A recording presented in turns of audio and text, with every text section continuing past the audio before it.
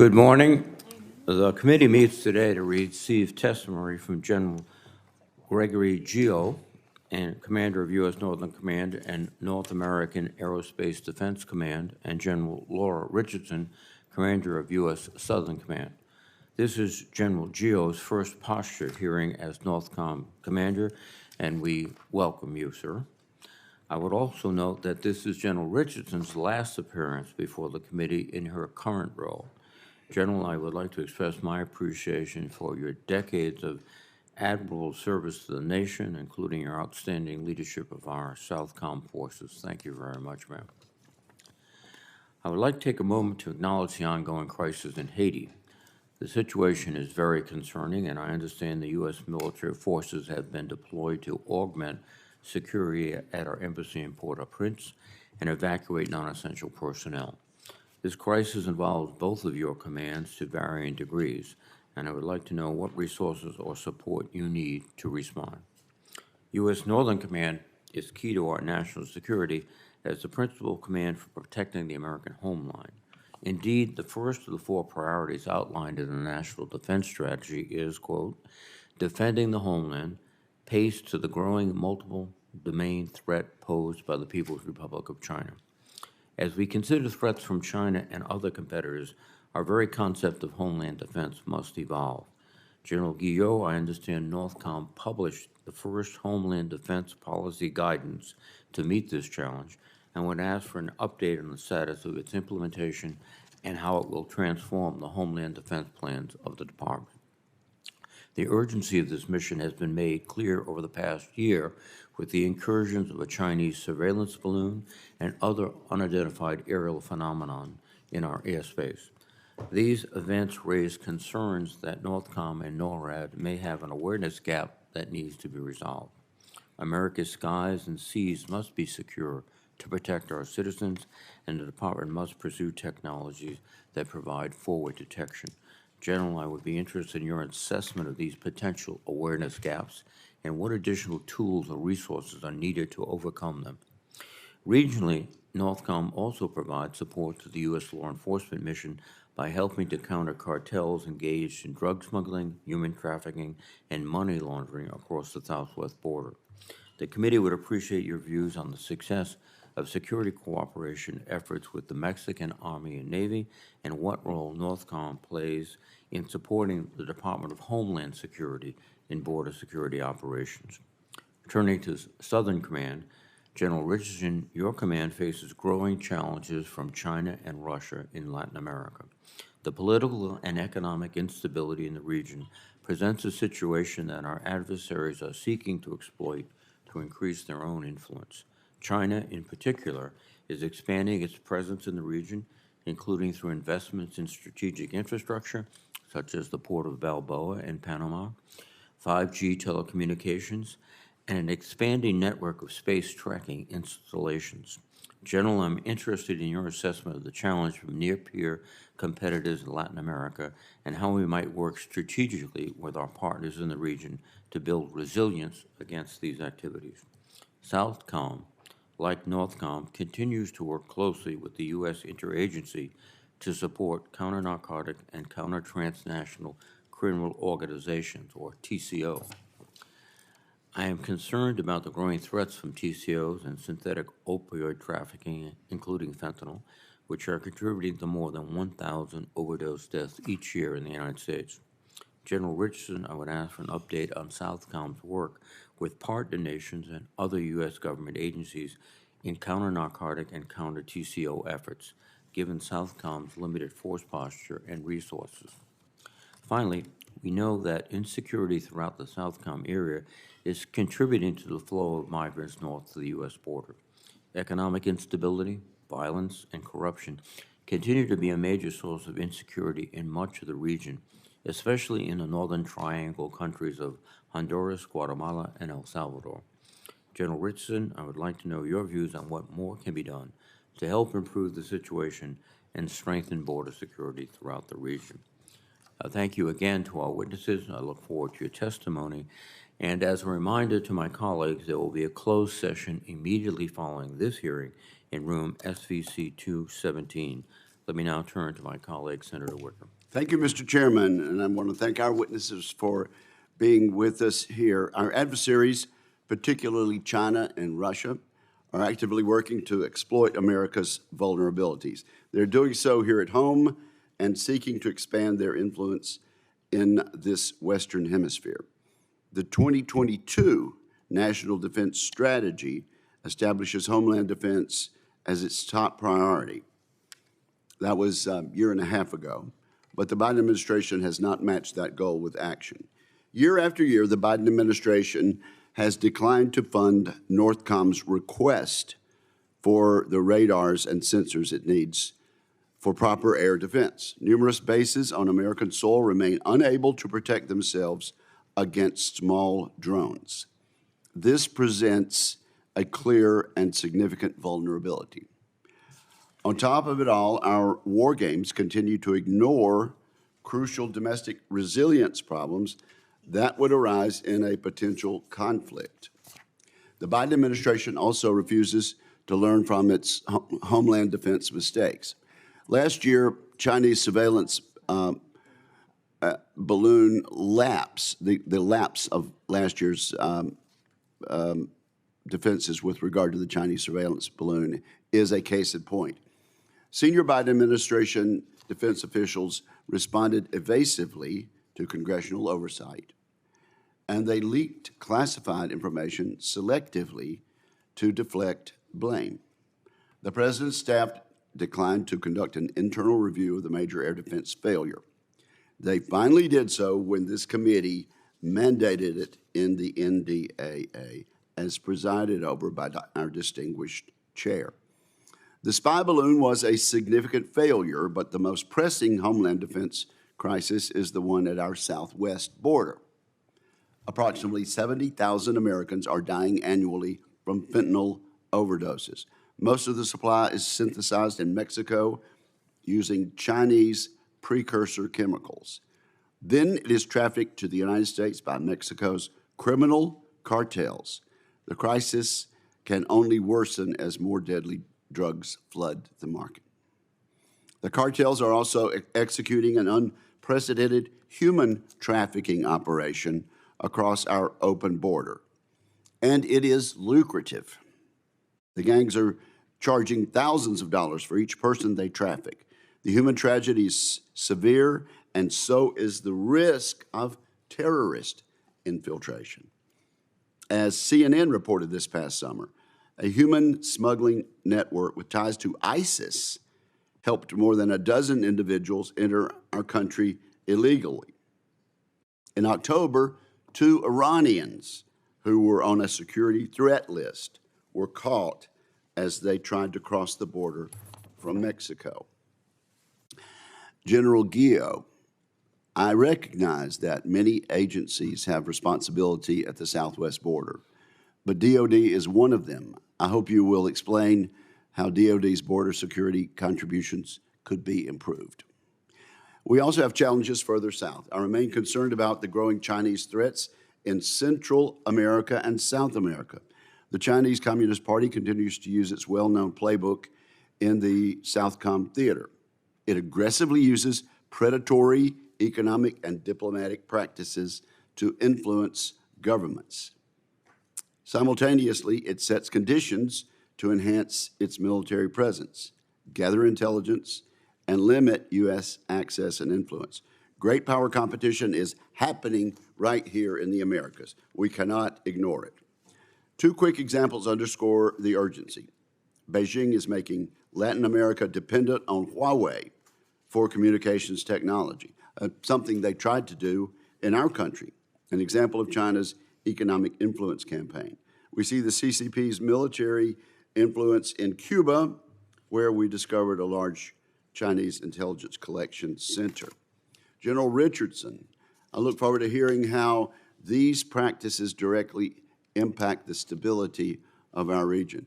We should understand the threat they pose to our national security. How real is it? How important is it? Of course, there are other malign influences in this theater. Venezuelan President Maduro recently has asserted a provocative extraterritorial claim of sovereignty over a large oil-rich portion of the neighboring nation of Guyana. This type of instability so close to our homeland is troubling.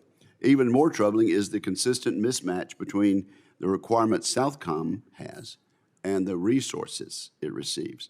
We need to find cost-effective ways to exert influence in this theater. For example, let's explore the use of the Office of Strategic Capital in the future. I look forward to General Richardson's candid assessment of Southcom's most pressing resource and capability shortfalls, and I'm eager to learn what Congress can do to help. General Guillot, I note that your name rhymes with hero. Is that right? Yes, Senator, it does. Okay, good. Well, we expect both of you to live up to these expectations. Thank you.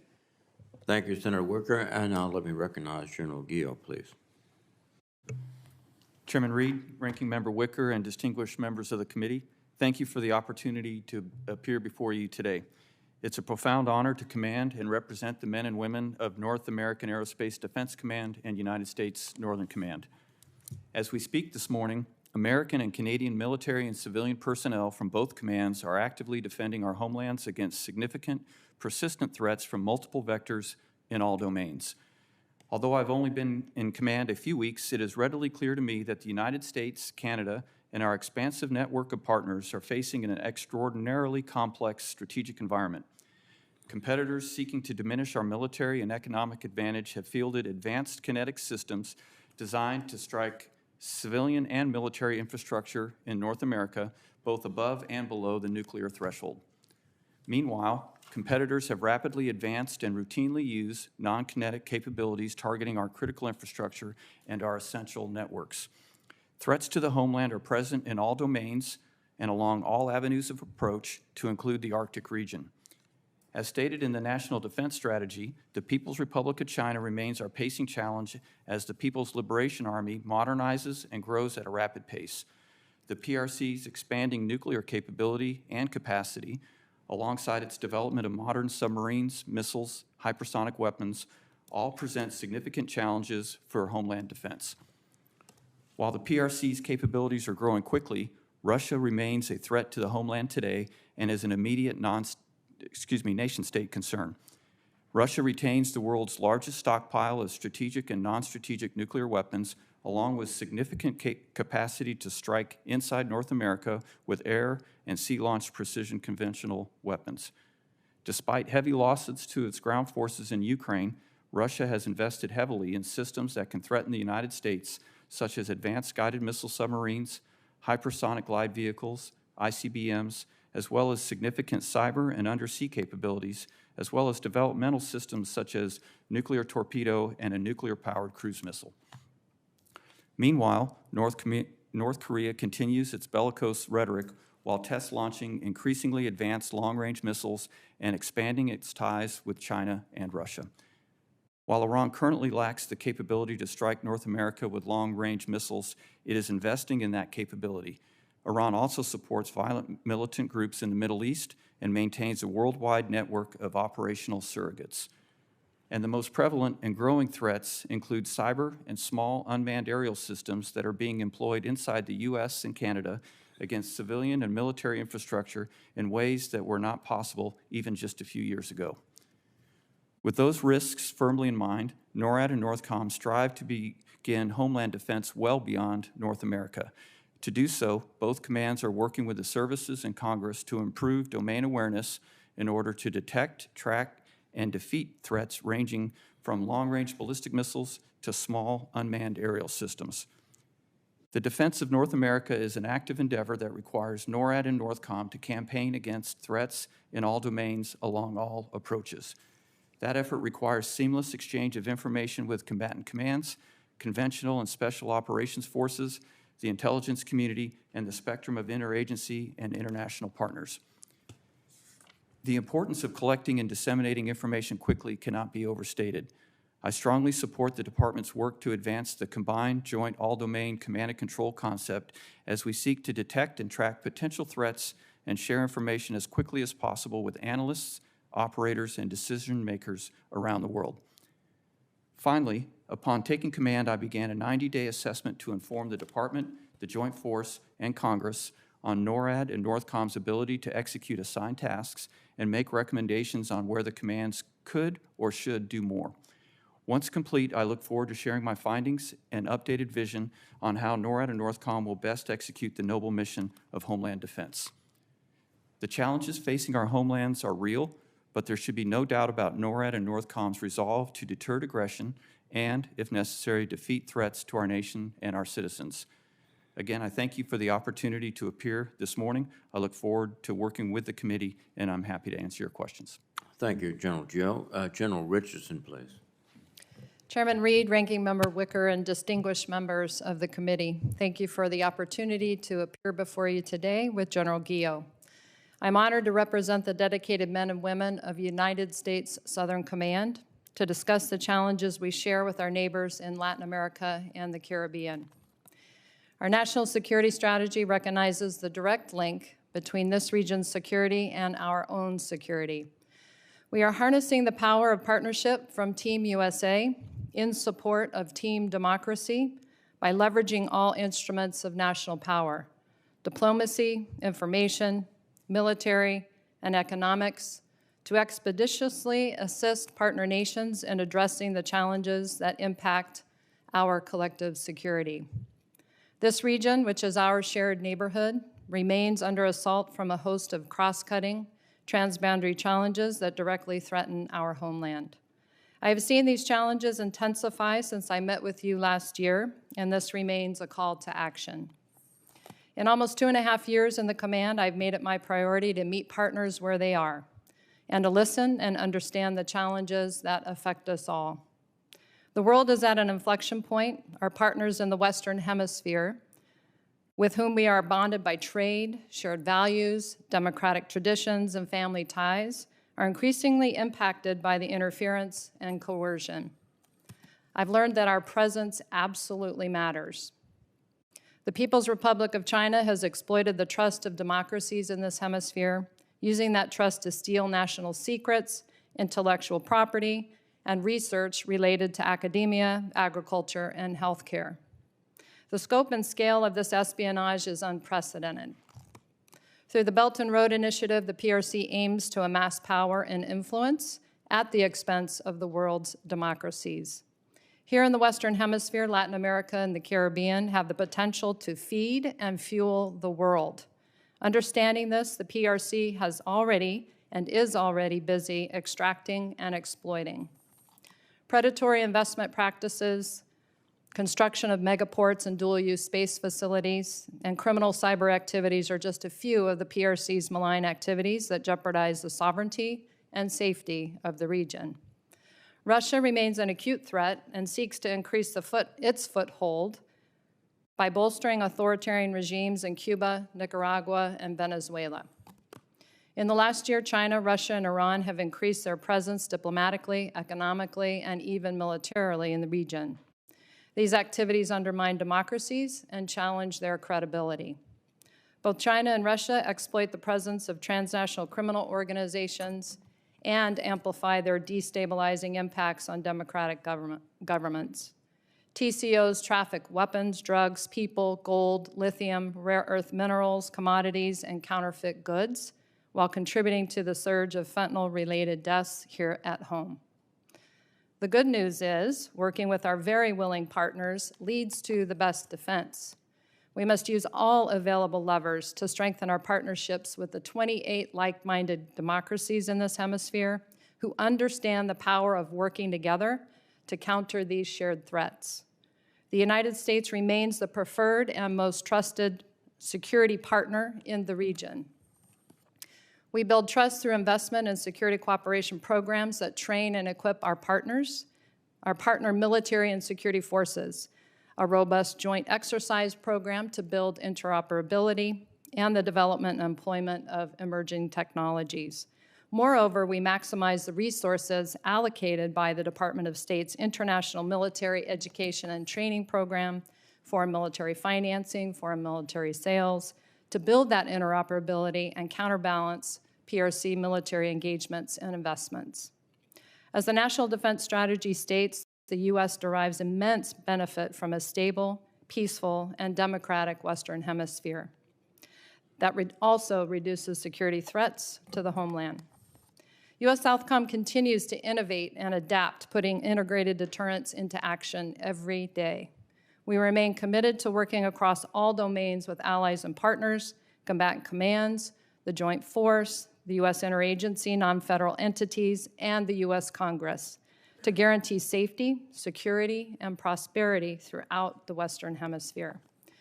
This is the work and promise of U.S. Southcom as part of Team USA in support of Team Democracy. Thank you for your assistance in resourcing this team. I would also like to recognize behind me in the audience the Inter-American Defense College class that is here today to see how the power of our United States Congress and how the Department of Defense and us as combatant commanders talk about our regions. I look forward to your questions. Thank you.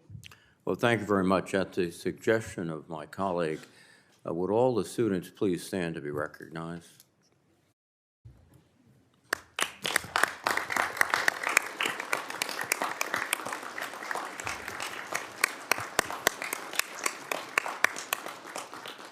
And on behalf of my colleagues, let me say, bienvenidos. Gracias. Please be seated. General Guillot, we've had widely reported penetrations of our airspace by unmanned vehicles.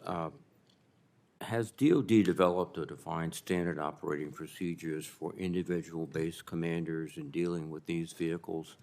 Because they could show up and be detected minutes before they would be penetrating the space. Do we have a system or SOPs to deal with them? Chairman, shortly after taking command and beginning my 90-day assessment, I realized that the challenge of the large increase in the number of incursions by UASs was something that was going to drive and change probably the direction of my first year in command because of that acute number. The services do have authorities, but work remains to be done to ensure that they're resourced, they're equipped, and then we have standardized operating procedures to address those threats. And also work remains to be done, Chairman, to be able to use especially the non-kinetic capabilities that can bring down those systems safely without interfering with our airspace structure. At this present time, NORAD and NORTHCOM do not have a designated role in that, but in my recommendations at the end of the 90 days assessment, I will point out ways that I think that NORAD and NORTHCOM could and should play a role in bringing that standardization that you mentioned. And this process would involve other agencies such as the Department of Justice, the FBI, Homeland Security. Are we working at that joint agency level? Yes, Chairman, they have some authorities now, and then as you alluded to, we would need to bring them all together, so we're bringing each capability together against the same incursion threat. Thank you. General Richardson, the situation in Haiti is deteriorating rapidly. On March 10th, we sent in augmentation forces to the embassy. There's already been some extractions of personnel from the embassy in Haiti. And then on March 11th, the Secretary of Defense increased DOD's contribution of up to $200 million to provide logistics support for a security force to come into Haiti. Could you just give us your sense of the implications of the situation in Haiti for the United States and the region? Thank you, Senator and Chairman. Thank you for the question. And so certainly the U.S. Southcom has a wide range of contingency plans. So we're ready for whatever would be required for a Department of Defense response. And so and we've conducted 2 missions that have been widely publicized of increasing security, and it's routine actions that would take place for any of our embassies across the globe. And so, the situation in Haiti has been deteriorating over the past couple of weeks. And so with the announcement that has come and the political negotiations that have been happening and occurring, the violence has been tamped down somewhat over the past couple of days.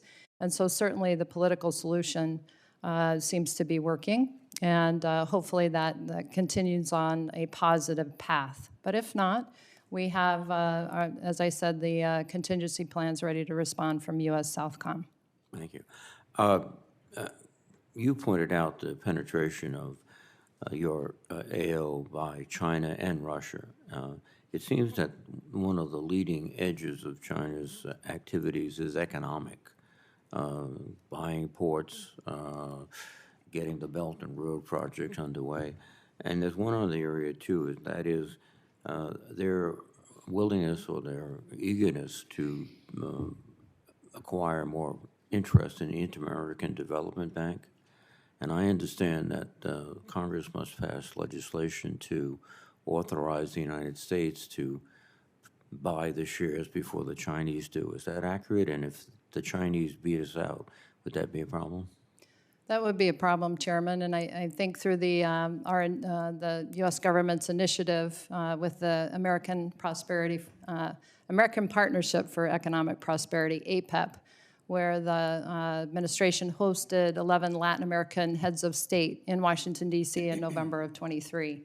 And this would be part of that, our ability to invest in critical infrastructure through the Inter-American Development Bank and the Development of Finance Corporation, DFC. And so these shares that are coming up, 75 million in shares for the U.S. To purchase those shares in the Inter-American Development Bank. And this bank has been established in 1959 to do exactly these things, to invest in critical infrastructure within the region. And if we don't do it, the Chinese will. Exactly right, Chairman. Thank you. Senator Wicker, please. Thank you. Let's just stay in Southcom. Venezuelan President Nicolas Maduro took unprecedented steps to establish control over the contested Essequibo region of neighboring Guyana. This violated an International Court of Justice ruling, and the region accounts for 2/3 of Guyana's territory and extensive offshore oil riches.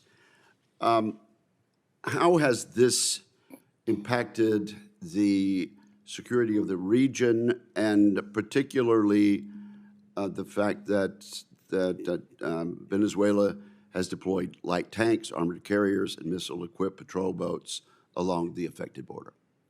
So, Senator, it absolutely has, and it is, in terms of our relationship with Guyana, as a very willing partner and a democracy in the region, very important partner. And we see that what the Maduro regime and Venezuela are doing and the activities that are taking against this democracy with an unjustified claim. And so our support for Guyana, we have shown that from the U.S. government, and through all the instruments of national power, the diplomacy, the military, and certainly— Do you have directions from the White House, from your superiors in the department as to what we should do? So as we work my engagements and what we do with security cooperation, we have a very robust plan with Guyana, and we've continued on that plan, and that's been coordinated with our U.S. government. Can you briefly describe the plan? And so it consists of visits by folks within my command, and the engagements that we do, the exercises, the subject matter exchanges. We've continued with all of those. Not trying to exacerbate the situation, but continued on path with our regular engagements that have been scheduled, and we have not halted any of that. Is the international community assisting us in that regard? The international community is very, very much assisting, and I would say our allies, as part of our Western Hemisphere framework that we signed in U.S. Southcom with our allies that work in the region, the UK, Canada, the Netherlands, and also France. And so as we work together to coordinate our activities, they also have activities and engagements that they do in the region and are doing in Guyana, and those are also coordinated. Thank you very much. Let me switch to General Guillot. Deployment of National Guard troops on the border. I think maybe a lot of Americans don't understand how often we do this, but it's worsened considerably. The department is not the lead agency, but it has deployed troops there in 18 of the previous 21 years. They're called temporary deployments, but it's beginning to look like permanent. There is a difference in the way we deploy and notify these units, is there not? In the sense that if it's a temporary deployment, they get 180 days notice in advance. If it's a regular deployment, it's a year and a half. So could you discuss that with us? And is my understanding correct there, General? Senator, your understanding is correct.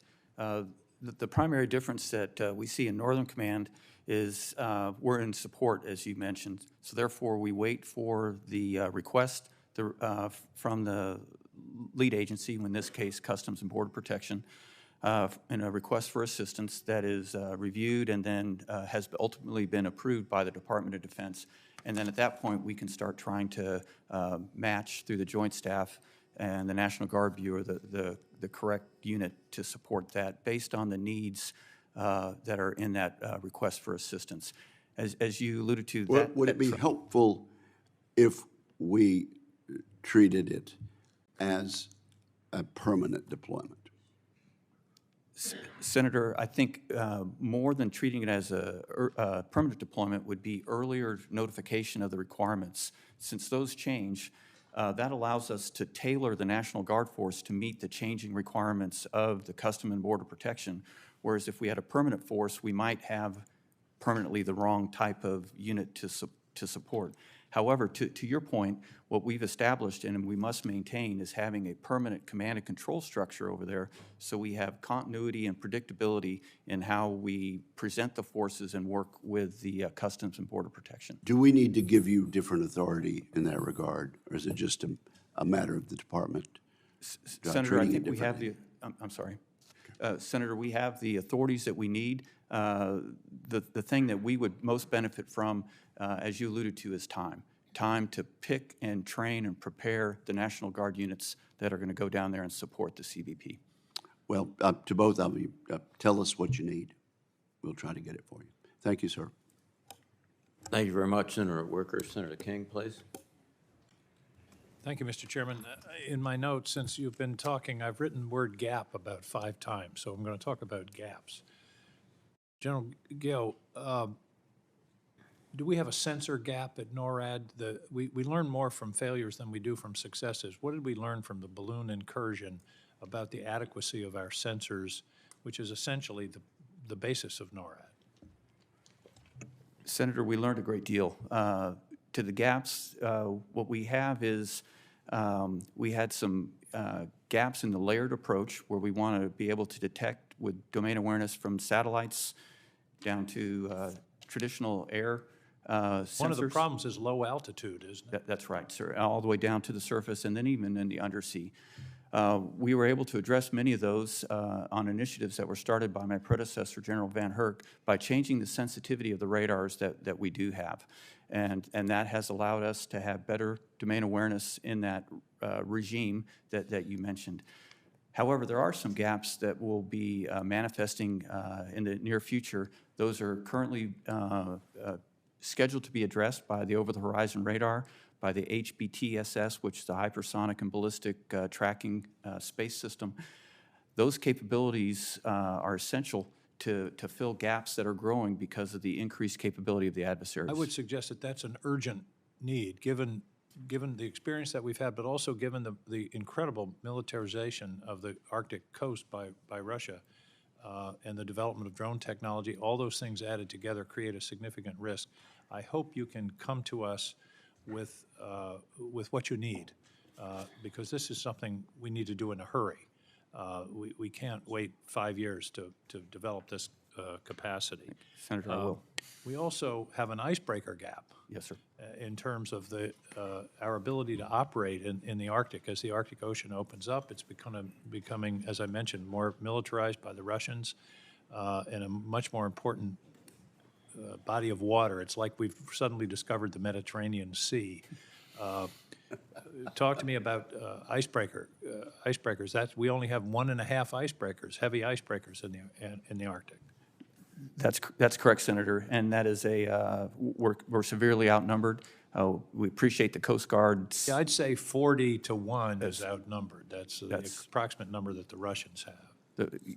Yes, Senator, and the Chinese declaring themselves a near-Arctic nation. Yeah, I noticed when when the Chinese declared themselves a near-Arctic nation, my position is that Maine is a near-Caribbean state. I mean, it's just logic. I share your view, sir. We do appreciate that the Coast Guard is procuring more icebreakers, but even with those, we'll be severely outnumbered, and that does limit our freedom of maneuver in that region. It's basically like not having a road to get where you need to get. Yes. General Richardson, let's talk about another gap, drugs. Since we've been sitting here, about 10 Americans have died of drug overdoses, just since we began this meeting 45 minutes ago. One person a day is dying in my home state of Maine. Do you have the capacity to interdict drug shipments coming in by sea that we know of? I've asked this question every year for about the past 10 years, and I'm afraid I know the answer. And Senator, so in U.S. Southcom, we have the detection and monitoring mission, and that is to gain the intelligence for I shouldn't drug have said, shipments. do you have the capacity? Does the country? You have the terrific capacity for intelligence and identification. My concern is, once we know about a dangerous shipment, then do we have the capacity to interdict it? And so we pass that intelligence over to law enforcement or our partner nations, and it depends on who's close enough to do that. And so in terms of the capacity, we anticipate that we're able to, of what we know is out there, interdict about 10% of the known problem, and with the resourcing and capabilities that we currently are given. I would emphasize that figure to our colleagues. We can interdict 10% of what we know of. That's inexcusable, and I don't mean it's inexcusable for you, but one of the problems that strikes me is when everybody's in charge, nobody's in charge, and you've got yourself, DEA, DHS, the intelligence community, and the problem is Americans are dying. In about every 10 days, we have September 11th. 3,000 people die in this country every 10 days, and you use the word in your testimony, assault. And that's what it is. It's an assault. But we're treating it as a kind of domestic law enforcement problem when it's an assault, and most of it is coming from outside of our country. So I hope that you will work with your colleagues, perhaps form a task group to get after this problem of interdiction. And if we don't have capacity, if we don't have enough Coast Guard cutters, or DHS doesn't have the capacity, tell us, because we can't solve a problem if we don't know what it is. We know the general shape of the problem, but you're in a position to tell us what's missing and what you can do in order to help protect this country. And Senator, I would offer that that we can't interdict our way out of this problem, and we've got to be able to go after the networks. We've got to be able to go after the drug labs. We've got to be able to follow the money and the money laundering, which is fueling this very rich environment that the transnational criminal organizations. Totally agree, and we have to talk about the demand side here and treatment and prevention. I totally agree with that, but this is a discrete problem that I think we do have some capacity to deal with. Final question, this isn't about a gap, but what is your overall assessment of the Chinese incursion into Latin America? Specifically, they've been doing this for some time, doing infrastructure projects. In other parts of the world, there's some development of buyer's remorse. that the Chinese haven't performed as they were expected, that the debt colonialism is becoming a problem. Is that occurring in Latin America in your view?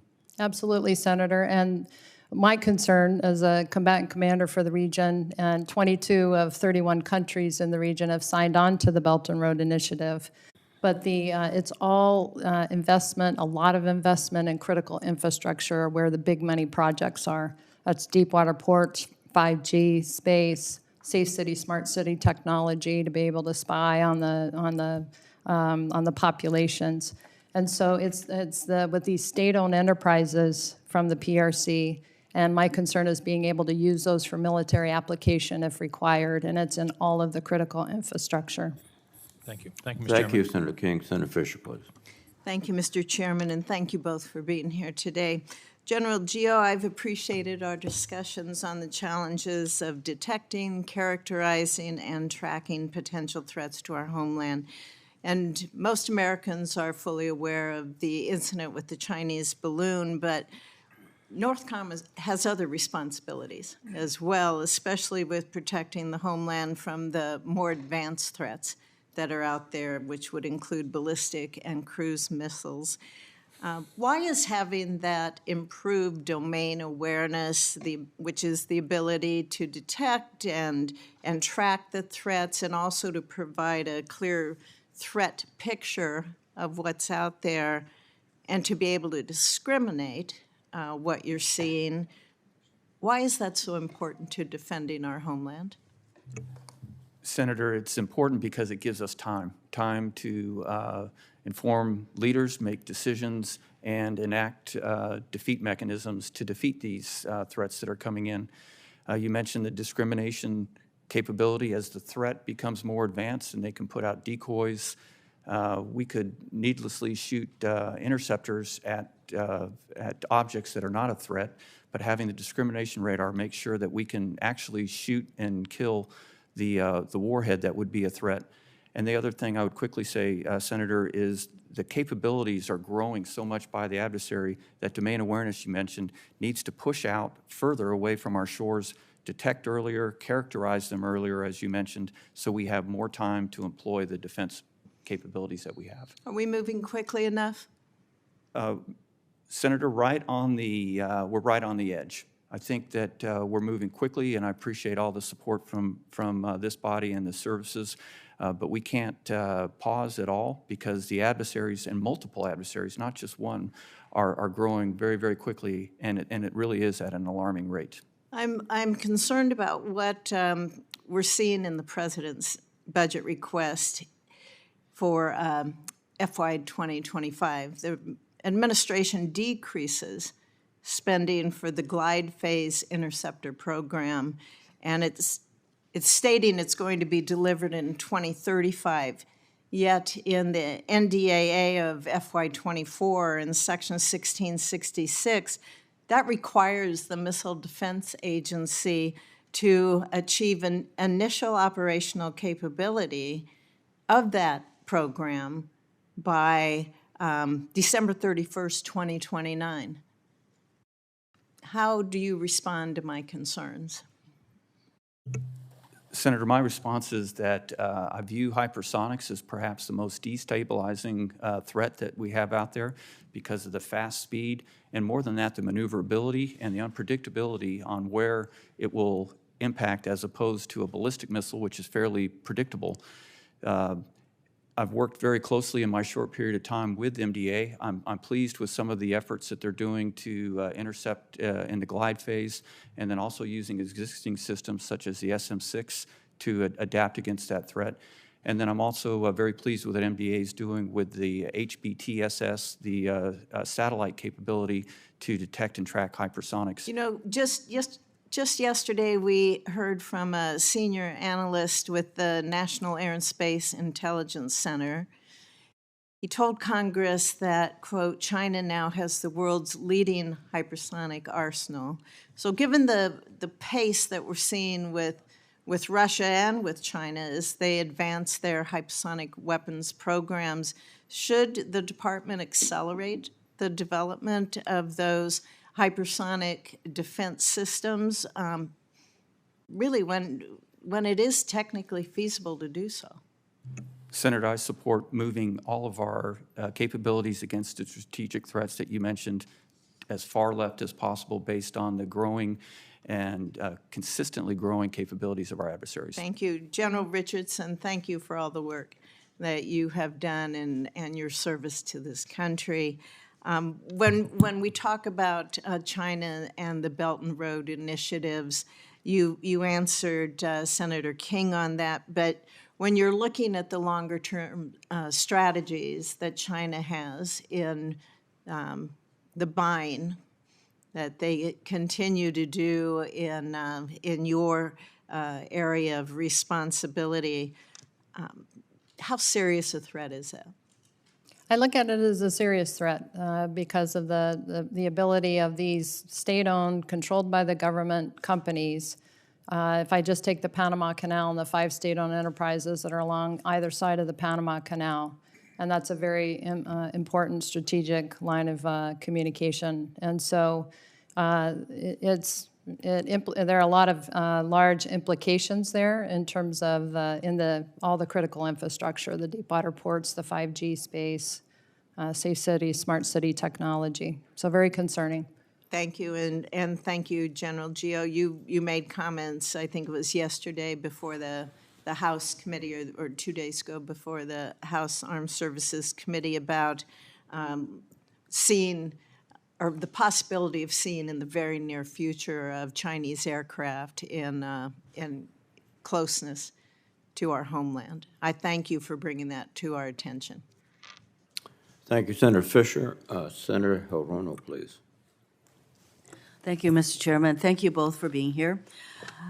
General Guillot, I remain concerned about the DOD's missile defense posture, I guess you can call it, and that the DOD does not have a plan to address the current and future missile defense needs of Hawaii.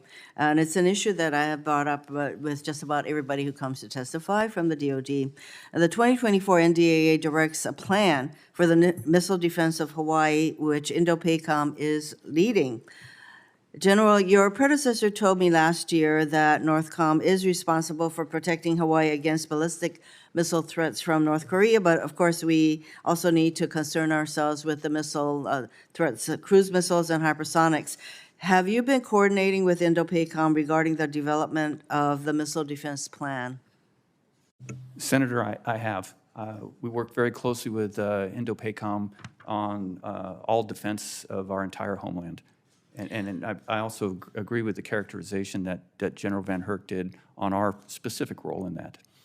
So I have some concerns that there are so many different commands involved in the missile defense of Hawaii, missile defense in general. So we have we have NORTHCOM, INDOPACOM, SpaceCom, STRATCOM, Missile Defense Agency. Do you have some concerns about how all of you are coordinating and coming up with the kind of plan that we need for missile defense? Senator, I think that we communicate very well with each other. I think that we all understand the priorities, and so I haven't seen any place where having multiple agencies responsible for a common area presenting a seam or a challenge, but I'm very acutely aware of the potential, and I watch for that very closely. The 2024 NDAA, as I mentioned, directs a plan from INDOPACOM, so that plan is going to be presented to us, I hope, by next month, which is the time frame for that plan. So I assume that that plan will reflect the coordinated input from all of you. General Richardson, China is building a deep water port in Peru that is expected to open this November and will be the first South American port controlled by China. And this is just one example of China's growing influence in Latin America through economic ties, controlling critical minerals, and establishing port and space facilities. This presents unique strategic risks to U.S. national security and global order. General, what changes are you seeing in the region as a result of the growing influence of the PRC, and what steps are you taking to counter China's influence in Latin America?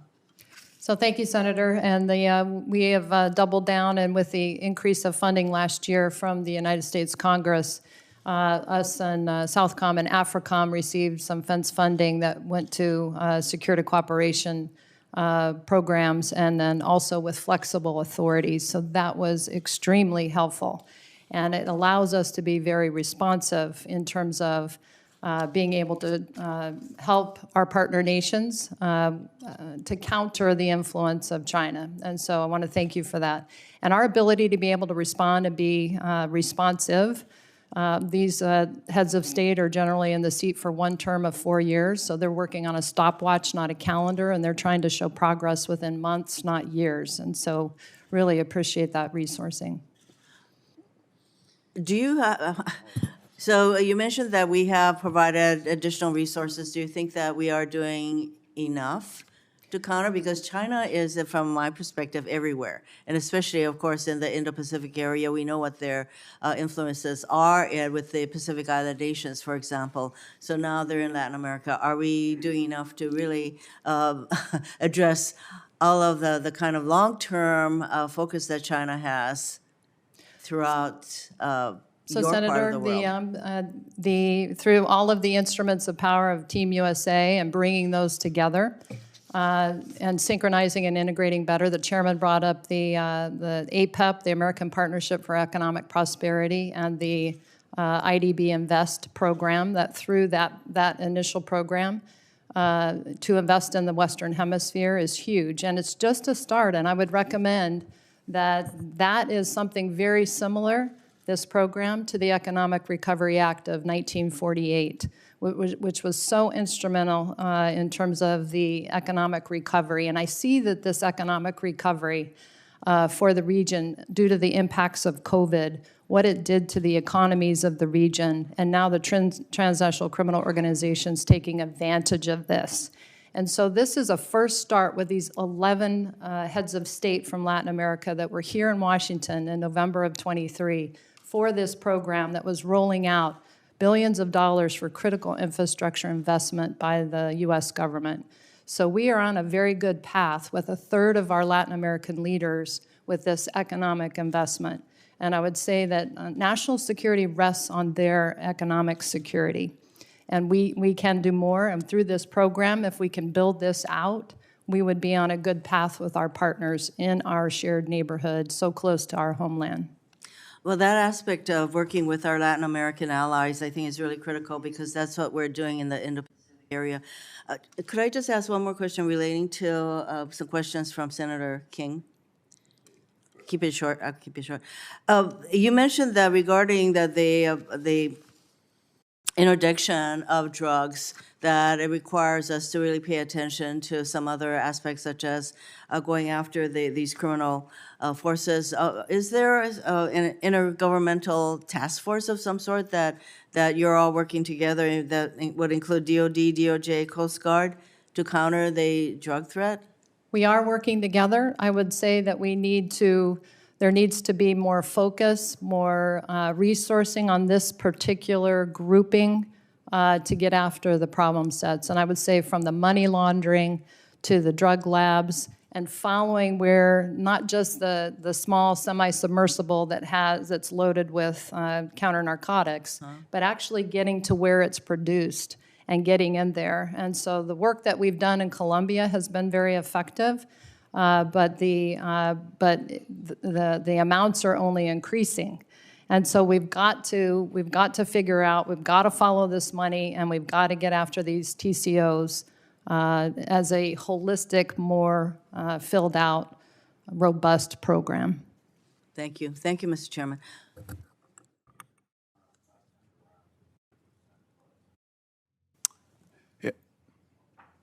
Thank you, Senator Chairman. Rounds is yielded to Senator Budd. Senator Budd, please. Thank you, Chairman, and thank you, Senator Rounds, for yielding. Senator Guillot, thank you both for being here, by the way. It's my understanding there have been a lot of drone incursions along our southern border. How many drone incursions have we had, and what are they doing? Senator, the number of incursions was something that was alarming to me as I took command last month. I don't know the actual number. I don't think anybody does, but it's in the thousands. I have talked to Customs and Border Protection, who are responsible for the UAS incursions and in the border, along with DOJ, and they put the number at thousands. Over what period of time is that, thousands? I would say in the probably over a month. We could probably have over 1,000 a month. General, do they, in your view, represent a homeland defense threat? Senator, they alarm me from being the person responsible for Homeland Defense. I haven't seen any of them manifest in a threat to the level of national defense, but I see the potential only growing. General, continuing on with a different topic, do you consider the F-15E Strike Eagle to be a capable aircraft? And are there particular characteristics for the F-15 that make it ideal for homeland defense? Senator, I think the F-15E Strike Eagle is a phenomenal aircraft. What makes it applicable in our theater is the same thing that makes it applicable around the world, is its versatility. It's in many ways unmatched air to ground, and in many ways it's unmatched air to air. It has a phenomenal radar that can be, it's an AESA radar, electrically scanned, which allows it to pick out low, slow, moving, and also low radar cross-section, such as drones or other threats like cruise missiles. So the Strike Eagle is a fantastic aircraft. Thank you. So in its fiscal year 25 budget, the Air Force plans to divest 26 F-15 Strike Eagles at the same time that it's buying less than expected F-35s, F-15EXs, and other fighters. So it's got me very concerned, not just for homeland defense and the descriptions that you shared a moment ago, but including potential conflict with China, and also for responses to crises and other geographic combatant commands. So if you would agree to keep your eye on that and share with us concerns as they arise related to the F-15. I will, Senator. Thank you. So changing topics, General Richardson and General Guillot both. You mentioned TCOs just a minute ago, General Richardson. Like the Mexican drug cartels, they often move not just drugs and lethal fentanyl, but they move people. So many of these activities proceed without interruption in both of your areas of responsibility. Section 1068 of the fiscal year 2024 NDAA requires the Secretary of Defense to submit a plan for coordinating with defense partners in North and South America and supporting interagency departments and agencies to counter human trafficking, including human trafficking by these TCOs. So have either of you been consulted on developing that plan? General Richardson, we'll start with you. So, Senator, we work migration every day in United States Southern Command, and for this past year, with the trilateral agreement that the United States government signed with Panama and Colombia. So we're very aware of the migration. General, if I may, beyond just general awareness, Secretary of Defense is required to submit a plan for coordinating with defense partners. Are you working on that plan? I am not specifically working on that plan for the Department of Defense. The OSD and the Joint Staff will be working on that plan. Thank you. General Guillot. Senator, the same answer. We are not working directly. We're in support of the department. You know, that's not to you, but to the Department of Defense and the Secretary. That's disappointing. So I'd like to follow up with both you and the department on this to make sure that that begins to get implemented so we can begin stopping the illegal flow of deadly fentanyl and other drugs and the tragic trafficking of humans.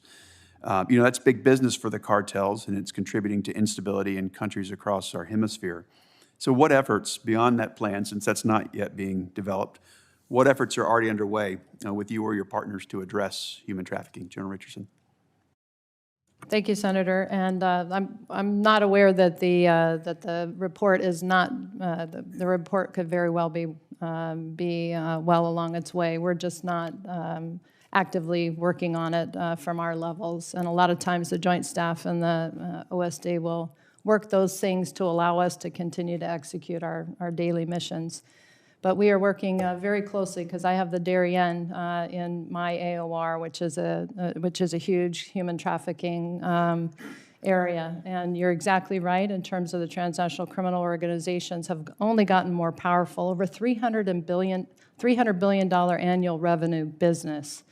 They traffic humans, drugs, gold, lithium, all kinds of counterfeit goods, and so only getting more powerful. And so the work that we do, the Colombian military and their Operation Hefesto to go after the criminal networks that are doing these criminal activities, as well as the Panama, Senafront, and Sanan border forces that are going after the criminal networks in Panama.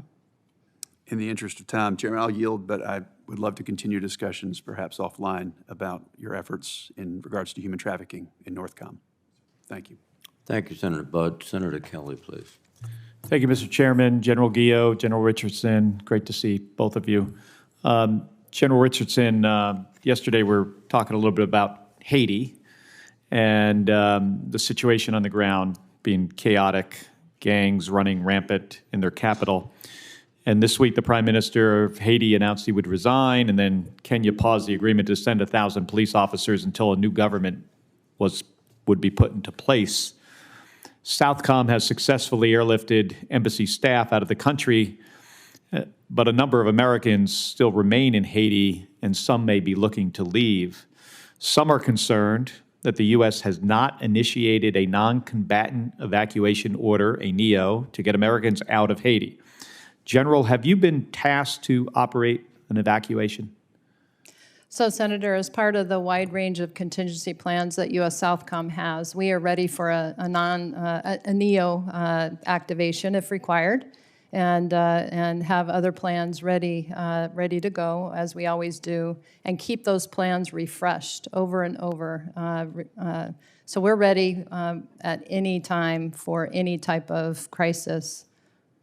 And are you doing, so you say you're ready now, but are there any additional preparations in the event that this becomes a necessity? I think the two missions of increasing the security at the embassy and a little bit of my capability as well, expanding that, is the platform that we would use if we need to expand from there. And so we put in all of the necessary measures and that are necessary for any of the plans to be activated. So it would be true to say that there's mission planning currently underway in case you have to do this? Senator, we always do mission planning in the military, so absolutely. Well, thank you. Thank you, General.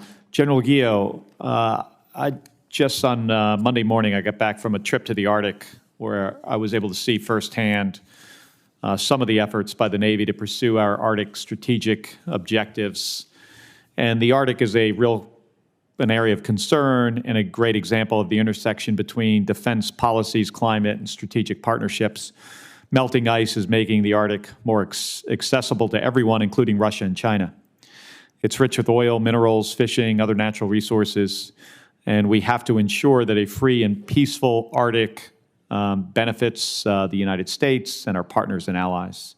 Russia seeks to use the Arctic as a staging ground for power projection, in addition to its being a critical defense and deterrent for their homeland, but they also seek to control the region.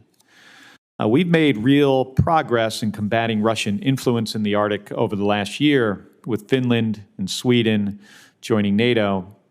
Now every country with a border on the Arctic is part of NATO, with the exception of Russia. And we must not miss this opportunity to advance our interests in the Arctic while Russia is focusing on their illegal and brutal invasion of Ukraine. General Guillot, I'd like to hear in more detail what you think the U.S. and NATO strategy should look like in the Arctic.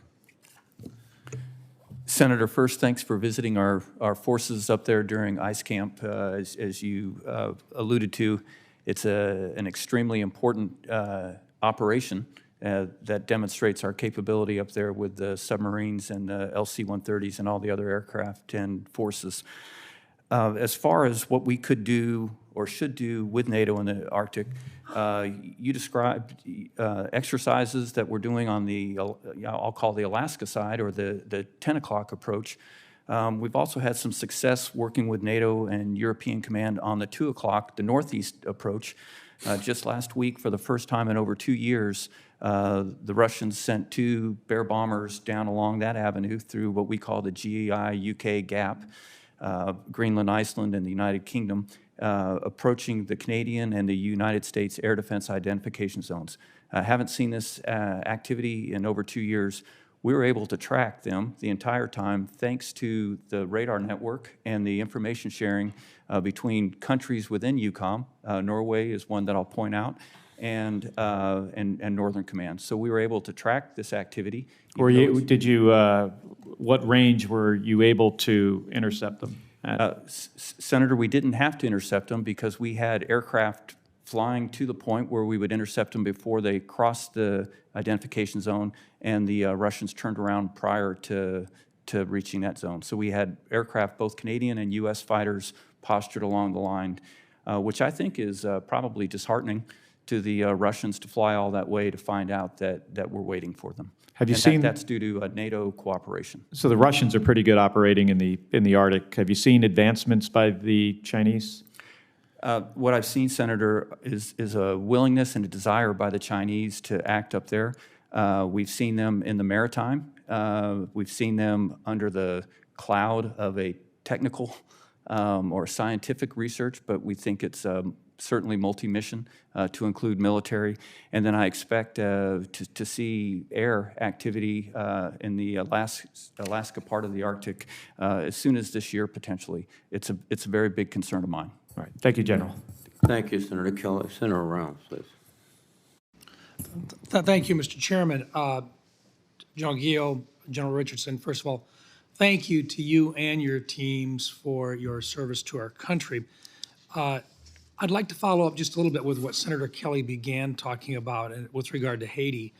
And so, General Richardson, it seems to me that it rather surprises me that there may not have been any advance notice requesting additional or follow-up with regard to the possibility of a NEO operation in Haiti.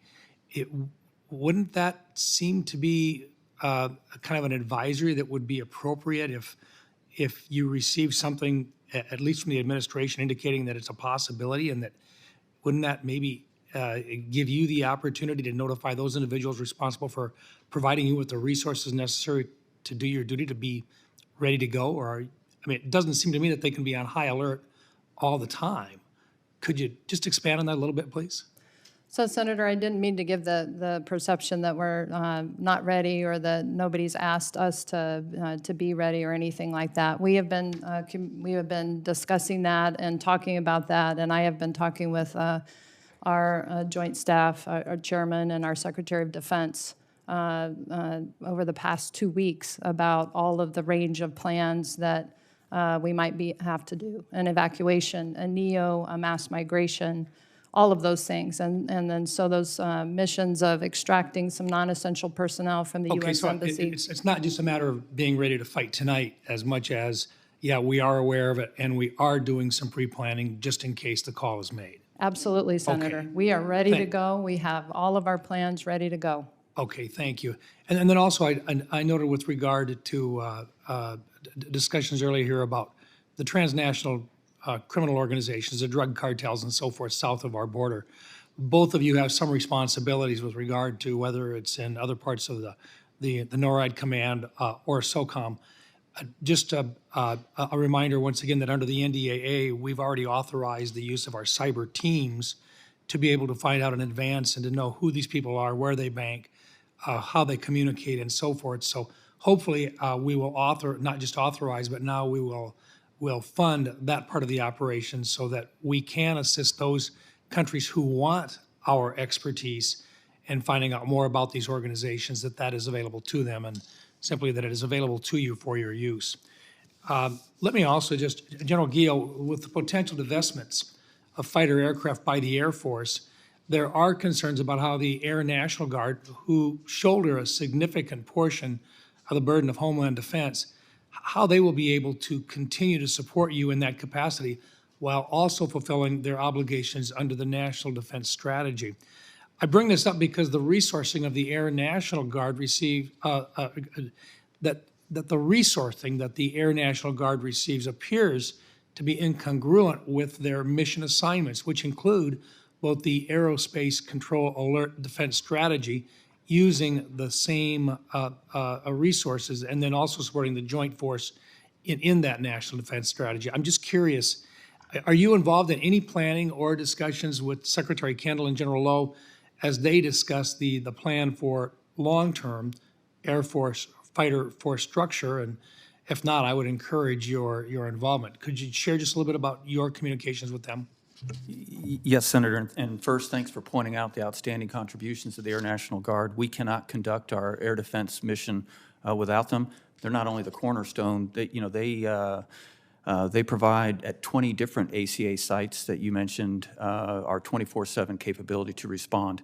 Because of their importance, I have talked directly with the Chief of Staff of the Air Force, General Alvin, about the commitment of the Air Force to that mission, and then also what is going to happen with the future as we draw down some capabilities and bring on new capabilities to include the collaborative combat aircraft, the next generation air dominance. General Alvin was very clear that he fully supports our mission and he understands the no-fail nature of our mission. And then he invited me to be a part of the future discussions on how they incorporate these capabilities. Excellent, because we have to be able to incorporate the Air Guard, and they've got to have the resources to do that successfully. General Richardson, we discussed China's growing footprint and the influence throughout Southcom and how important it is that the U.S. remain engaged in the region. One of the main tools that you have at your disposal, as we discussed in my office, is Section 333 of Title 10, which lets the DoD help build the security capacity of friendly nations. Unfortunately, Section 333 requires you to navigate a ponderous bureaucracy in both the Department of Defense and the Department of State before you can make use of this authority. It is not agile, and it clearly is not very, very quick. Ironically, the Chinese Communist Party is not bogged down by the same bureaucratic inertia. How important is Section 333 authority to your mission, and how can it be improved? It is my main lever in security cooperation, Senator. And so the 333, as we call it, and the ability to be able to, I have a 333 package in right now that's navigating all of the wickets that it needs to go through for a counter-PRC effort on port scanners, for example. And the stealing of data that the PRC does, and to be able to put a U.S. company in there to be able to do the scanning for in and out cargo is extremely important, because again, it's about the data. And so the 333 and flexible authorities and being responsive is extremely important. And so I appreciate the help and the assistance on those authorities. Thank you, Mr. Chairman. Thank you, Senator Rounds. Senator Peters, please. Thank you, Mr. Chairman, and General Guillot and General Richardson. Thank you for your service and all the men and women who serve along with you. We appreciate that. General Guillot, you mentioned the importance of the challenges, or I should say the significant challenges we face in the Arctic in a previous question, and how we need to seek ways to address that, make additional investments into Arctic resilient platforms, as well as cold weather training, which is essential for our troops. And a key portion of CONUS cold weather training is completed every winter during Northern Strike at the National All-Domain Warfighting Center in Michigan. We are blessed with cold weather during the winters, and it provides a great training opportunity. So my question for you, General, is that while the summer training portion of Northern Strike is extensive, we believe that the exercises winter iteration of that training that we conduct there has some great expansion opportunities to provide cost-effective cold weather training for men and women who may be tasked to serve up there. So my question for you is, how can we grow CONUS Arctic training through exercises like Northern Strike to support the priorities of our national security strategy? Senator, I would be a strong proponent of doing exactly as you stated.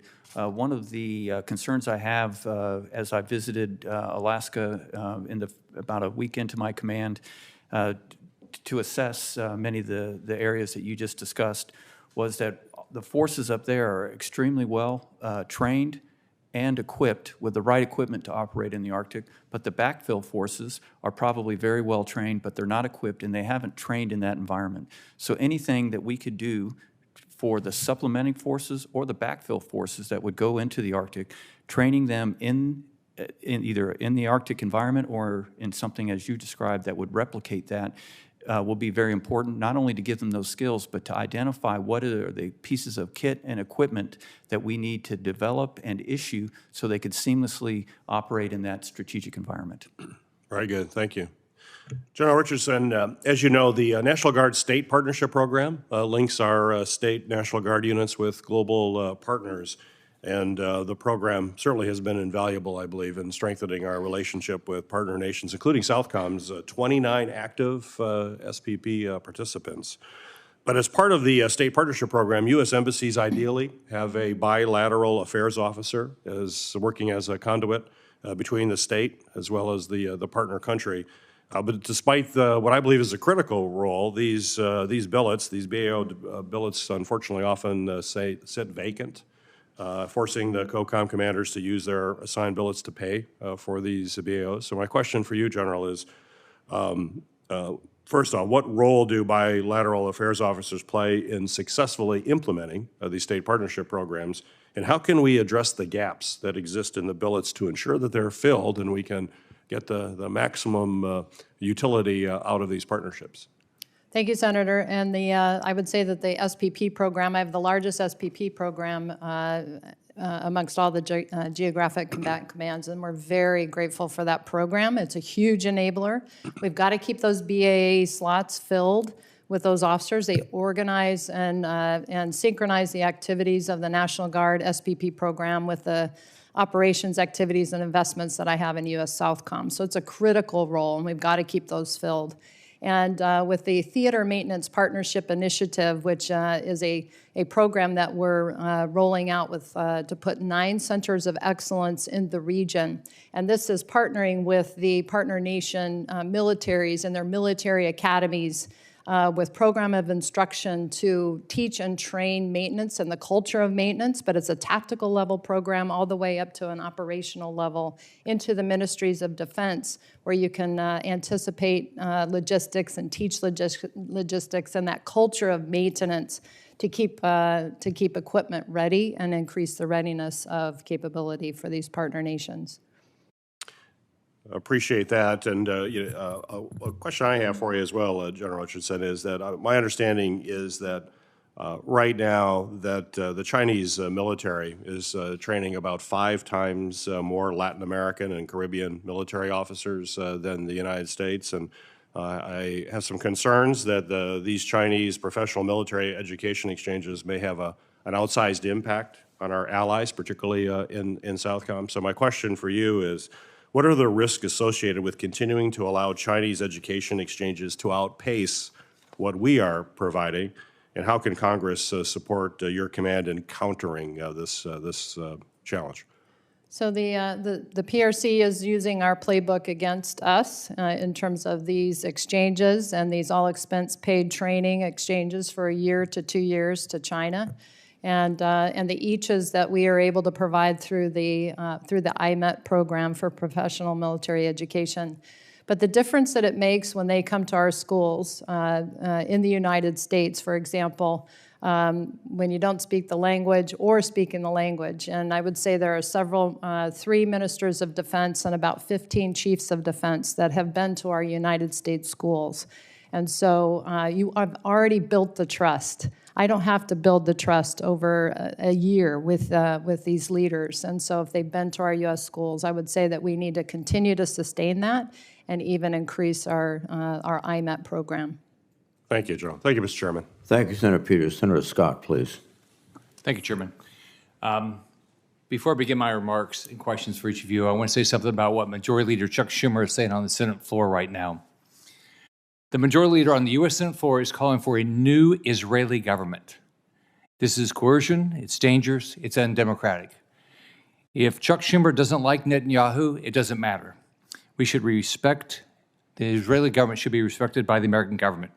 Americans should stand strongly with Israel's elected leadership, not threaten it as it fights terrorism. I personally hope that Israel destroys, kills every Hamas terrorist there is. First off, thanks both of you for your service. So I want to say a few things before I ask you a couple questions. Protecting our national security interests means that the military must be laser focused on the cold, hard facts, and not only what our adversaries are doing, but what they are capable of doing. The violence and unrest in Haiti is heartbreaking. It is a symptom of political unrest that has only continued to grow under this administration. Not only has the Biden administration taken an active role in destabilizing the region by appeasing Cuba, Venezuela, and Nicaragua, but it appears that the White House is totally unprepared to deal with the consequences of the political unrest these regimes create and support. The policy of the United States cannot be that we just let everyone in our country totally unvetted anytime there's trouble around the world. That is what President Biden has done at the border with 8 million people pouring across, and after the botched withdrawal from Afghanistan with 90,000 unvetted people coming in. Not only does this administration open the floodgates for people who don't know anything about what we believe in to come to our country, President Biden and Democrats at every level of government then give these individuals cash, phones, lawyers, and everything else paid for by the U.S. taxpayer. The entire Biden administration can be summed up as this. Biden creates a magnet for illegal immigration here, appeases evil regimes, then forces the American people to pay for the unrest, humanitarian crisis, and mass border crossings that result. It doesn't work, and it can't be our answer to the chaos in Haiti. It's also worth knowing that all of this works to the benefit of our adversaries, like China, Russia, and Iran. Our enemies thrive on our chaos. These evil regimes are working every day to expand their foothold in the Western Hemisphere and increase the ability for their proxies to threaten the U.S. and destabilize the region. For Southcom, we see Iran infiltrating the region and Communist China using initiatives like Belt and Road to spread their influence and saddle poor countries in Latin America with massive debt. For Northcom, we see Russia and Communist China using unconventional warfare, especially cyber attacks, going after our supply chains or taking advantage of the open border. We are even seeing our adversaries undermine U.S. security while expanding their reach in places like the Arctic, bringing their militaries closer to the U.S. So I have a couple questions. General Richardson, let's start with Haiti. The people of Haiti have reached a breaking point. Florida families, we have a lot of Haitian families in our state, are compassionate. But they're worried about how this instability in the region, to not only include Haiti, but all of Southcom Theater, could possibly stroke a mass immigration event in my state. I spoke with the Coast Guard last night. I'd like to hear from you. What is your plan to address the possibility of a mass migration event, which may not only impact Florida, but also our bases within the Caribbean? What are the options available to us with DoD assets and capabilities? So in terms of the mass migration, we did we have our contingency plan at U.S. Southcom, and we did a terrain walk last summer on Naval Station Guantanamo Bay. And that was with all of the interagency to walk through all the processes and ensure that all the steps that are necessary to take place are actually in place. Everything is refreshed, the equipment, everything is ready to go. And so as we work through all of our contingency plans, I assure you that U.S. Southcom, the Department of Defense, are ready to go. Second question for General Richardson. I worked on, and a lot of us worked on getting a dual use amendment for Homestead Air Force Base in the fiscal year 23 NDA. This base allows us to project power in the hemisphere where our enemies, China, Russia, and Iran, as proxies are present and they're active. I asked Air Force leadership about the future of Homestead and having a permanent flying mission at the base. General Brown assured me that he was committed to having a platform operate out of Homestead. Can you talk about the strategic value of the base and why we need it? So Homestead Air Reserve Base actually is a great staging platform. When I was in Northcom in my previous job as the Army North Commander, we staged out of Homestead for the response into the Bahamas for the damage that was done by Hurricane Dorian. We launched our missions. My Theater Special Operations Command is at Homestead Air Reserve Base, Sauk South. And so being able to, and we staged our 2 missions that we conducted into Haiti this past week from Homestead. And so the ability for the Department of Defense to have Homestead as a staging base in South Florida to be able to jump to respond to humanitarian assistance and disaster response type activities is very hugely helpful. Thank both of you. Thank you, Senator Scott. Senator Kane, please. Thank you, Mr. Chair, and thanks to our witnesses for your great service. General Guillot, I want to begin with you. My colleagues and I on this committee have recently discussed installation security with respect to drone threats at bases in the United States. Recognizing that we're in an unclassified setting, what can you tell me about how NORTHCOM is addressing this issue, and with what partners are you working this challenge? Senator, NORTHCOM, as part of my 90-day assessment, to tell the truth, the counter-UAS mission has dominated that so far in the first month. Of course, I knew it was an issue coming from another combatant command where we faced that threat in a very different way because of the environment, but I wasn't prepared for the number of incursions that I see.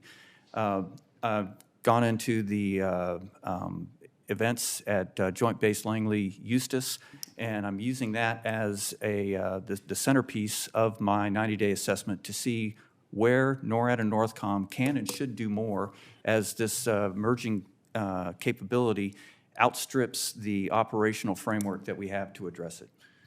And can you talk about other partners that you're working Yes. with? Because obviously there's sort of a law enforcement component of this. So who else is working with you on this problem set? Yes, sir, absolutely. So primarily Department of Homeland Security and Department of Justice along the border have the primary responsibility. That's who I'm working with there. In the interior, it's the services that have the responsibility for defending their bases. So working with each individual service, and then also, again, Department of Homeland Security and Department of Energy for specific critical infrastructure locations. Those are the primary ones that I'm working with. Thank you for that. Now a question for both of you about FMS. The importance of FMS was mentioned by General Kurilla last week.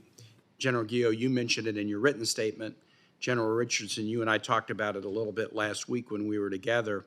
The FMS programs not only increase interoperability and strengthen partnerships, but can help reduce our partners' reliance upon strategic competitors as well. What are you hearing from your counterparts about FMS? And I want to particularly direct at the General Richardson, recognizing General Guillot's short tenure that's been dominated by other issues. But General Richardson, could you talk about this? So FMS is a critical enabler, and obviously with being able to have our equipment have up-to-date equipment, and then having U.S. equipment and being interoperable and that sort of thing is an imperative. And so what Secretary Austin and the chairman have instituted to speed up the processes within FMS over the past 2 years have taken place. But I would say that we've got to streamline that through the interagency, because it's not just the Department of Defense that has a stake in that and that approves things. And so we've got to streamline that process a little bit better and speed it up. We talked last week in my office about the potential synergy between the state partnership program that Senator Peters was discussing and the theater maintenance partnership initiative.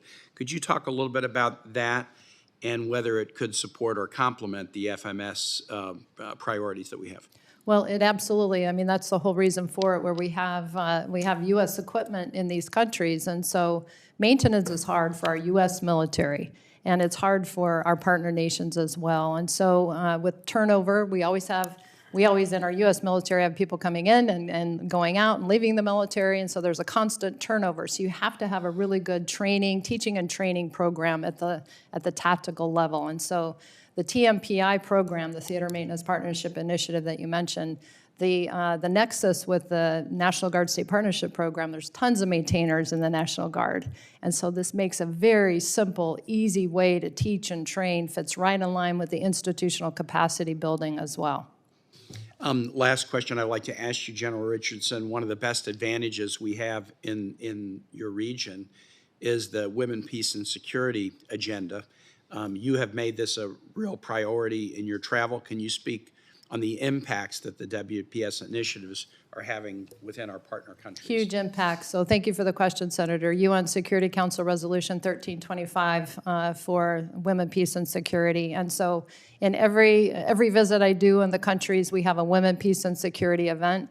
The great thing is that we get what I call a twofer with our enlisted leader professional development program as well. We have many women enlisted leaders that are in our military formations in the region. And so that dovetailing nicely with our different programs. They're both rock star programs, if I must say. And our partner nations doing that and seeing the diversity and the ability to increase readiness within their forces, they have realized that, and they continue on a really good path. Thank you very much. I yield back. Thank you, Senator Kane. Senator Tuberville, please. Thank you, Mr. Chairman. Thanks for both of you being here today and your service to the most important combatant commanders. Everybody's important, but one of you guards our front door and one guards our back door. And well, how important that is in this day and time. General, we've seen the change in the government in Canada, maybe the direction that they're going, which is very important, should be very important to all of us. Have you seen any change with the military in terms of how they're helping us, in NORTHCOM? Senator, on the first day of my command, I met with the Minister of National Defense, Minister Blair, and the Chief of the Defense Staff, General Ayer, in Colorado Springs, and we talked about Canada's commitment to NORAD and NORAD modernization. And they told me at that time that they were committed with funding aligned for over-the-horizon radar, F-35, P-8, and MQ-9. All those systems will immediately have benefit to us in the Homeland Defense mission that we share in NORAD. And so since the first day, I've seen nothing but strong commitment from our Canadian partners for modernizing NORAD and working together to defend our homelands. Great, that's good news. What about the border? You get any pushback from the border, northern border? We hear a lot about the southern border, but northern border is very important. We hear a lot of people are coming, especially terrorists, to the northern border. If you had any conversations with any of your counterparts there? Senator, I have. Although the Customs and Border Protection and Homeland Security have not requested DoD or NORTHCOM support on the north border, it is something I watch very closely for a number of reasons. One is the potential threats entering our country through the north, and I have frequent discussions with CBP and with the intel community to see if there are any threats that are coming through. And then, of course, it's a shared border with a strong partner like Canada. So on the from mill to mill with Canada, we talk about it. So it's something I watch. So you're getting cooperation? Absolutely getting cooperation and keeping a strong sense of situational awareness on the activities of the northern border. Thank you. General Richardson, Panama Canal is one of the most important resources for us in Central America. Give us an update right now on that. If we had some kind of conflict all over the world, would we be able to use the Panama Canal? We have a very strong partnership with Panama, and that only continues to improve. But my concern are the PRC state-owned enterprises that are along either side of the Panama Canal, the five. And so just that strategic sea line of communication, the Panama Canal, I would be extremely concerned about that, and as a result, we watch that very closely, Senator. Do you think the security there is adequate, above and beyond where we would be able to use it? Again, my concern is being able to use those state-owned enterprises for military application if required, and so the proximity that has to the Panama Canal is a concern to me. I have no doubt in Panama's ability to secure that and our ability to help defend that if required. Is the expansion on target? I know the last time I was down there, they were doing a lot of work at the Panama Canal. I don't know whether you keep up with that or not. And that is the PRC, Senator? Yes. Yes. And they're building a fourth bridge across the canal. And so we absolutely track everything that is done with the Panama Canal and work with our Panamanian authorities and our partners as we watch all of this activity that takes place and continues to take place. Have you or any of your staff visited the Darien Gap where we have all the immigrants coming from South America to North America? Senator, I visited the Darien several times, both on the Colombian side and on the Panama side. And I've been to the binational base that Colombia and Panama share together and conduct joint operations. Where's the funding coming from for that? For the Darien, sir? Yeah. So in terms of the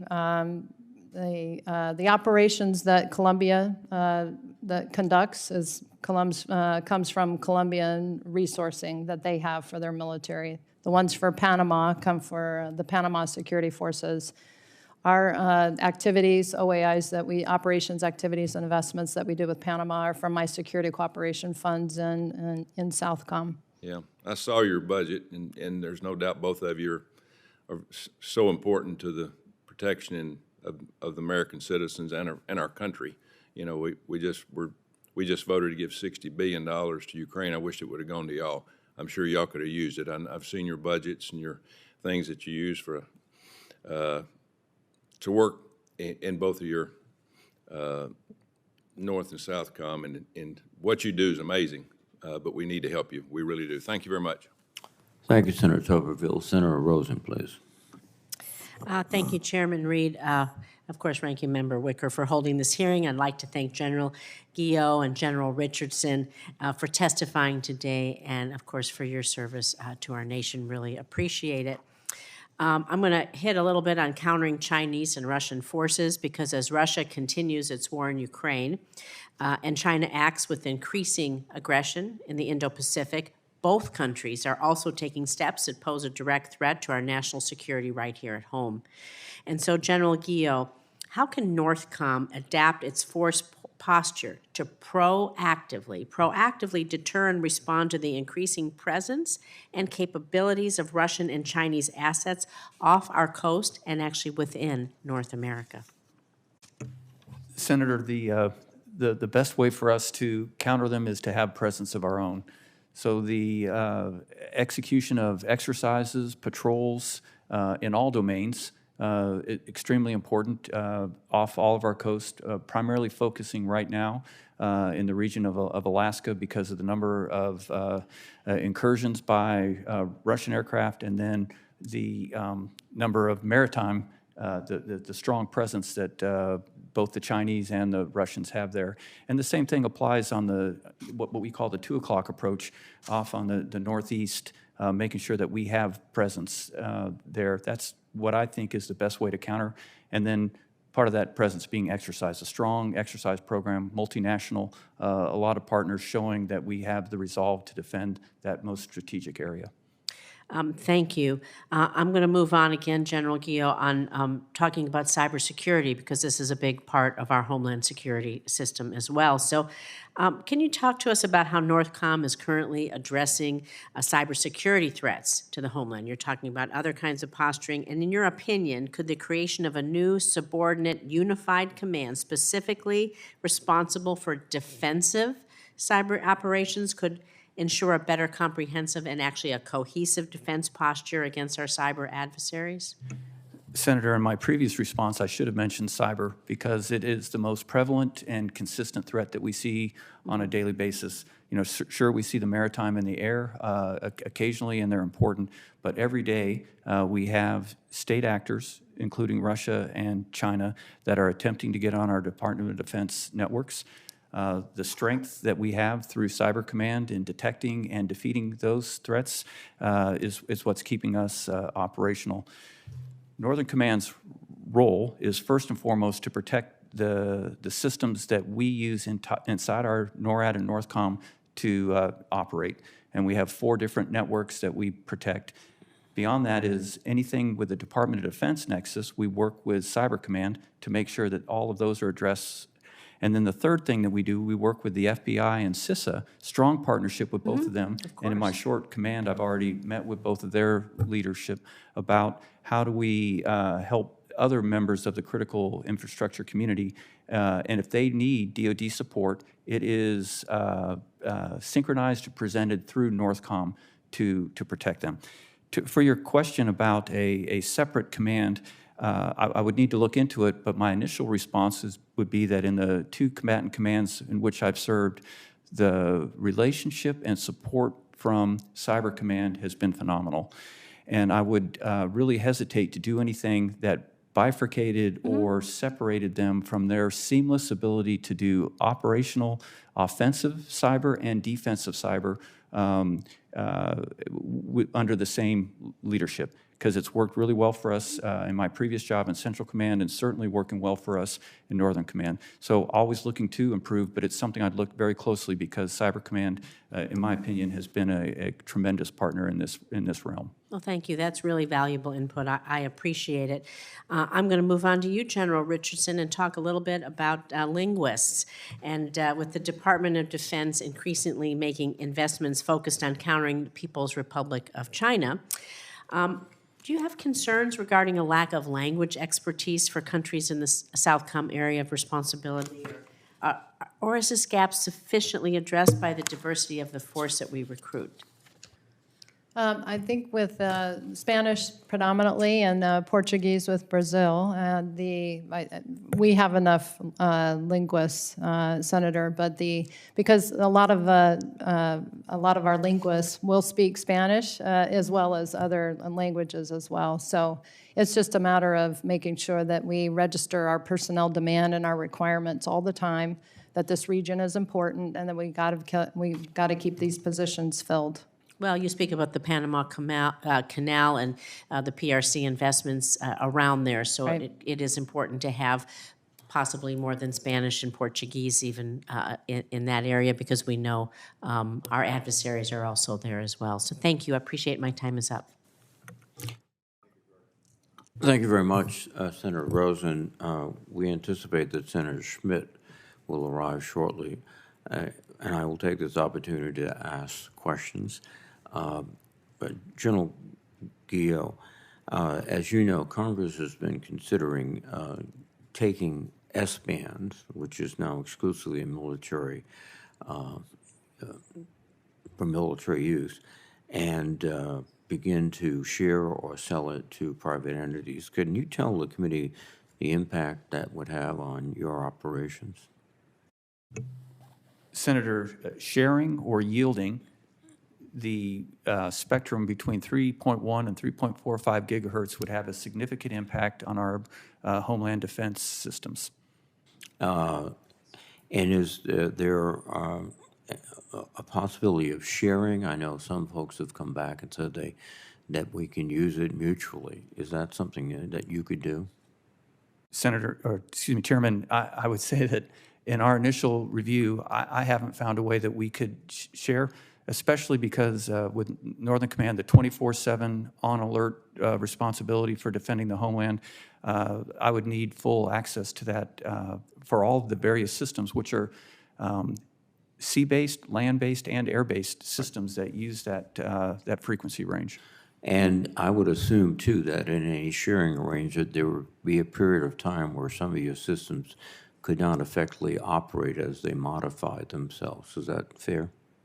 As we negotiate the potential to share, we've made it very clear that we would need 24/7 access to those frequency ranges.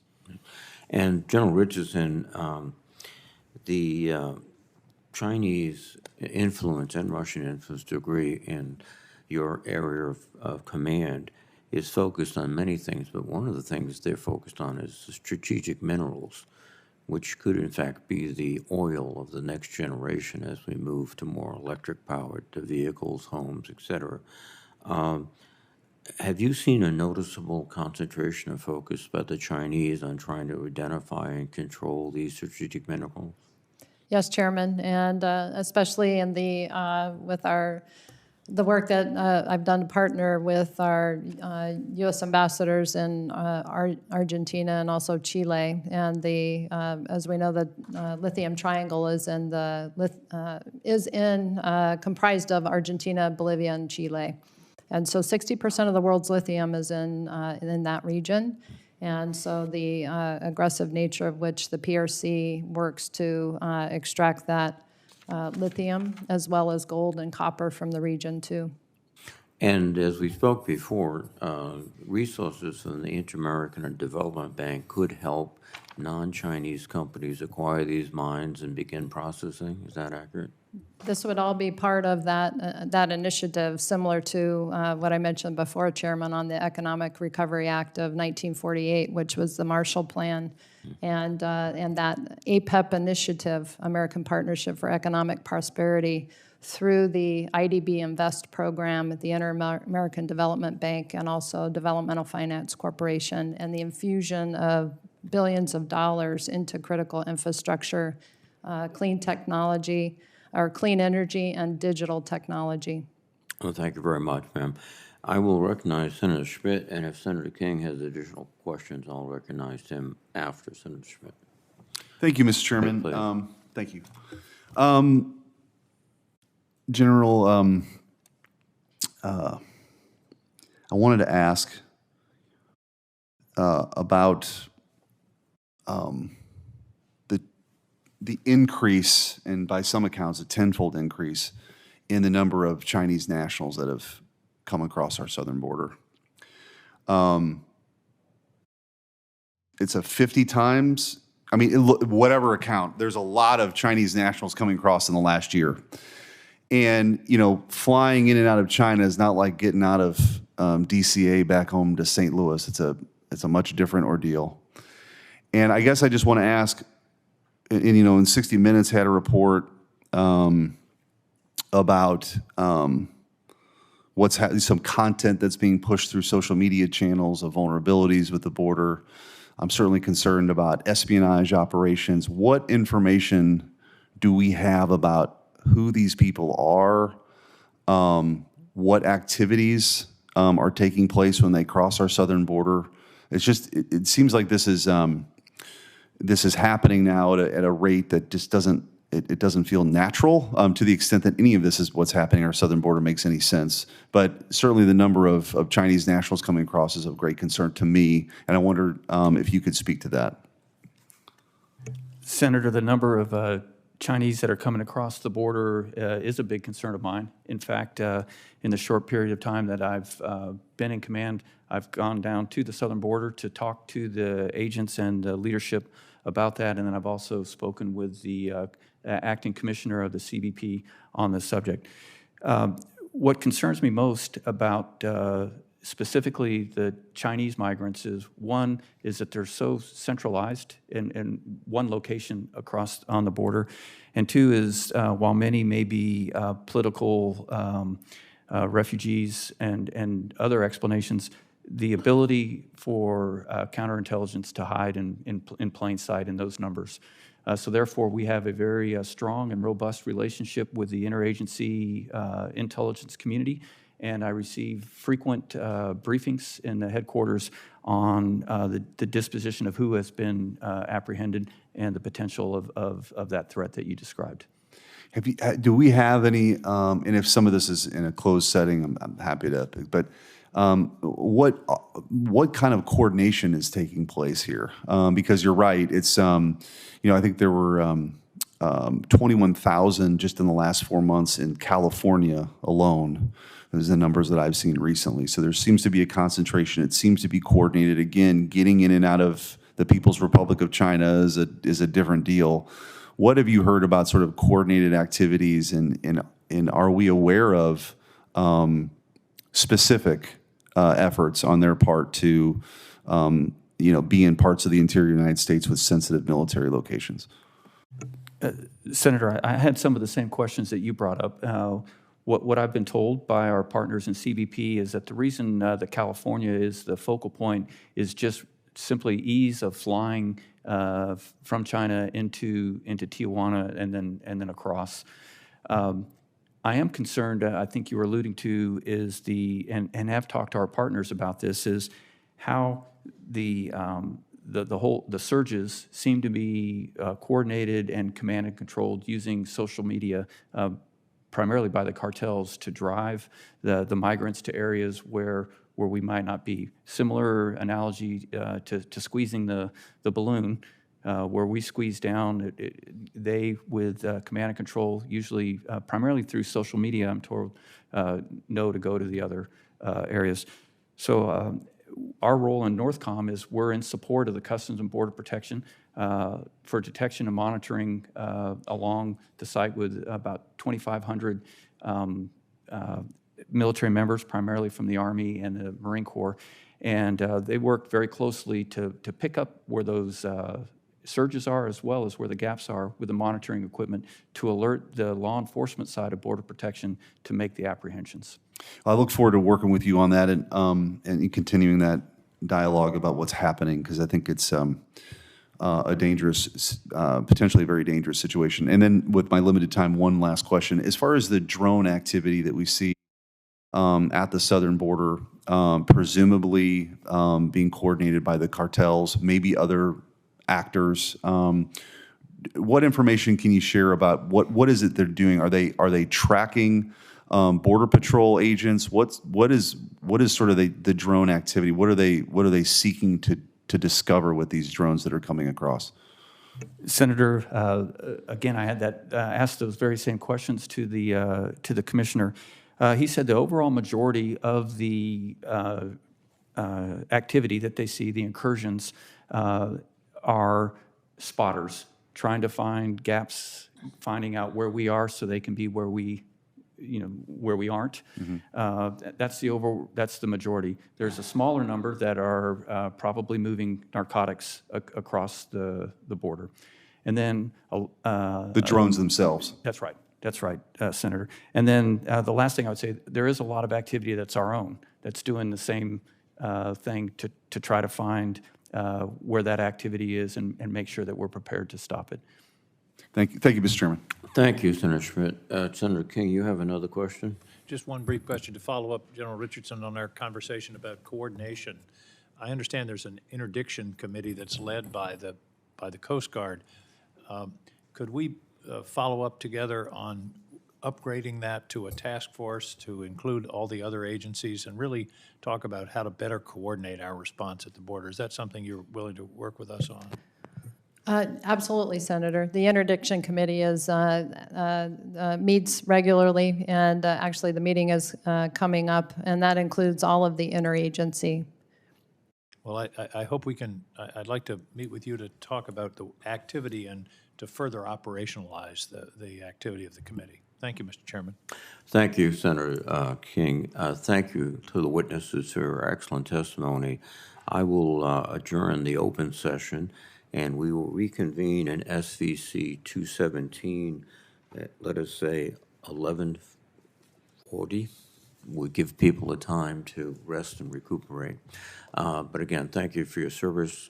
General Richardson, particularly, your remarkable service over a career has really sustained this nation and set an example that we admire.